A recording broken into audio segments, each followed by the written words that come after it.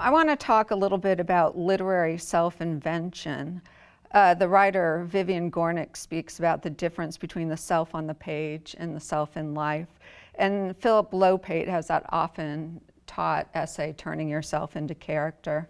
Both authors help writers of memoir consider this idea of literary self-invention. So is there a difference between Leslie in life and Leslie on the page? Yeah, so it's a fantastic question. I love the topic of literary self-construction because I feel like even embedded in that topic is an important piece of understanding about personal narrative, which can be so easily misunderstood as a kind of under-constructed or uncrafted art, that you're simply relaying what happened as if there were anything simple or unmediated about it. I mean, I think before this book, Splinters, I would have said that one of the biggest differences between myself on the page and myself in life just had to do with maybe the unremitting seriousness that myself on the page could have. And I say this not because I think I'm somehow so incredibly funny in real life, but just people would meet me and over again, people would say, oh, you're like, you joke around more. You have a different way of being and speaking than I would have expected from how you emerge on the page. And I think part of that was that my writing would tend towards reflection. It would tend towards sort of corporeal, my writing has always been really embodied. So there's always a lot of thinking, a lot of feeling, a lot of body, but there wasn't always a lot of that kind of levity or those smaller moments that of course comprise a self and a life. And Splinters is really the first book where I tried to bring some of my maybe slightly sharper edges to the page. I mean, that's maybe intuitively part of where the title came from, but a little bit more of my self-deprecating humor, a little bit more of my kind of, the way I'm gravitationally drawn to sort of absurd details or the strangeness of life. And so I don't think I necessarily created, you never create a version of yourself on the page where distance is entirely collapsed, but I was aware of bringing some of the parts of myself that had felt absent from the page before, bringing it there, trying to bring it there, trying to build those parts of the self for the first time. You quote from Susan Sontag's diary, "I'm only interested in people engaged in the project of self-transformation."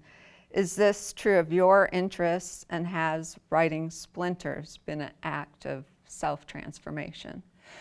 Yeah, I found so much kind of, I don't know, I found a kind of permission and just deep resonance in that quote when I found it in Sontag's diaries. And it was part of a larger feeling of gratitude I had for her diaries in general when I read them. I've always loved her mind, but I think I've often wished in her work that her mind would direct its gaze towards a sort of broader variety of objects, and particularly feeling. And her diaries show you her mind kind of not just thinking about camp or the metaphors we use to describe illness and all the brilliant ways that she thinks about all the brilliant things she thinks about, but also show her kind of waiting by the phone for her distant lover to call. They show her, being sick of being a single mom. Like, they show her kind of being just like a human who's living in space-time and living through the small, mundane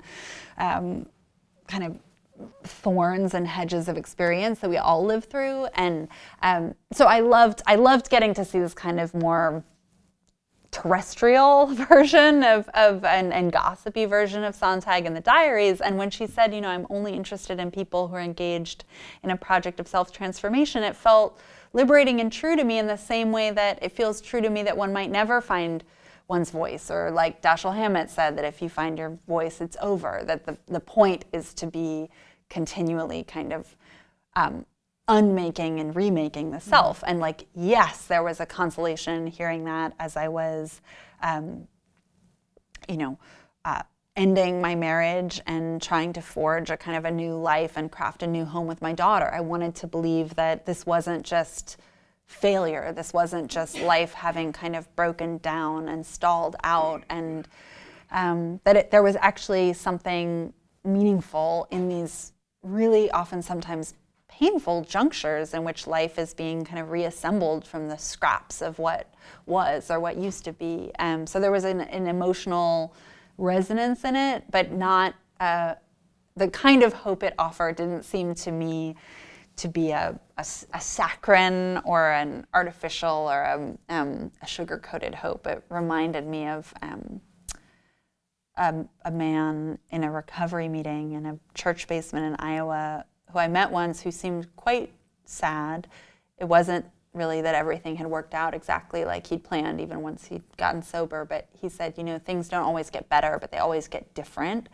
And that I could trust. Like it wasn't a bromide that the universe was trying to sell me on, it was the truth. Mm-hmm. And I think Sontag's exhortation to kind of be in a process of self-transformation, to be curious, interested in other people's processes of self-transformation, struck me as liberating in the same way. Maybe she and I disagree insofar as I don't know if there's anybody out there who's not involved in some process of self-transformation. I just think some people are more, have named it more explicitly to themselves than others, and maybe some people are more intentionally pursuing it than others, but I think everybody's changing whether they know it or not.